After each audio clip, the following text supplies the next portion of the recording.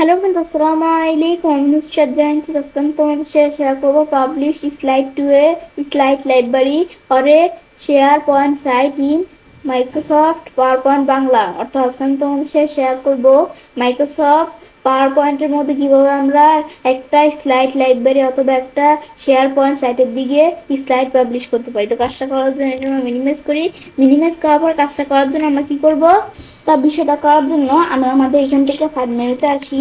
ব্যাস, আসার পরে আমরা আমাদের এই শেয়ার অপশনে আসবো। আসার পর পাবলিশ স্লাইডে আসি। আসার পরে এখন আমরা যে বিষয়টা করব, এই উপরে বিভিন্ন বিষয় লেখা আছে কিভাবে কাজগুলো করতে হয়। এখন আমরা পাবলিশ স্লাইডের বিষয়টা এখানে ক্লিক করব। করার পরে তো বিষয়টা করার জন্য আমরা আমাদের কিন্তু এই যে এখানে বিভিন্ন স্লাইডে কি চলে আসছে, এই বিষয়গুলো চলে আসছে। তা আমার কিন্তু আমাদের এই সবগুলো স্লাইড নিয়ে কি একটা প্রেজেন্টেশন, কিন্তু আমি এই আলাদা আলাদা স্লাইডগুলোকে আলাদা আলাদা প্রেজেন্টেশনে নেওয়ার জন্য কি করব, ধরো আমি এগুলো চাইলে যে ফাইলের নেম ডিসক্রিপশন চেঞ্জ করতে পারি। পর আমরা এখন আমাদের যে বিষয়টা করব, ধরো তোমরা তাহলে 3টা 4টা 5টা করে নিতে পারো। আমি ধরো 2টাই নিলাম। নেওয়ার পরে আমি এখান থেকে যদি শো অনলি সিলেক্টেড স্লাইড দিই, তো যেগুলো সিলেক্ট করছি সেগুলোই শুধু শো করবে।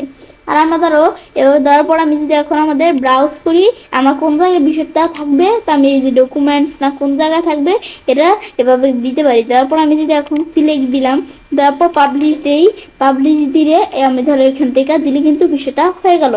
হওয়ার পরে আমি যদি আমরা এখন আমাদের এখানে আসি, ডকুমেন্টস আসি, আসতে দেখো এই যে আমাদের কিন্তু ফাইলগুলো চলে আসছে।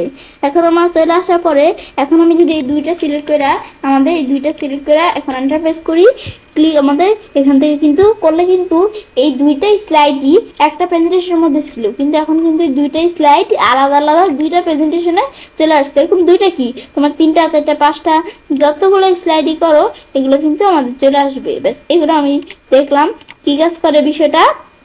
ব্যাস, এই দেখো এখানে কিন্তু বিষয়গুলো আসছে। এখন আমি এটা ক্লোজ করে দিই, এগুলো কিন্তু আমি করতে পারি। ব্যাস, তো আমি এভাবে দেখলাম, দেখার পর তবে আমি সেটা কাজটা করতে পারি। এবার আমরা খুব সহজে মাইক্রোসফট পাওয়ার পয়েন্টের মধ্যে একটা স্লাইড লাইব্রেরি অথবা একটা আমাদের শেয়ার পয়েন্ট সাইটের দিকে স্লাইড পাবলিশ করতে পারি। ফ্রেন্ডস, আমার আজকের ভিডিও তোমাদের ভালো লেগে থাকে তাহলে সাবস্ক্রাইব লাইক করুন, সবার সাথে শেয়ার করবে।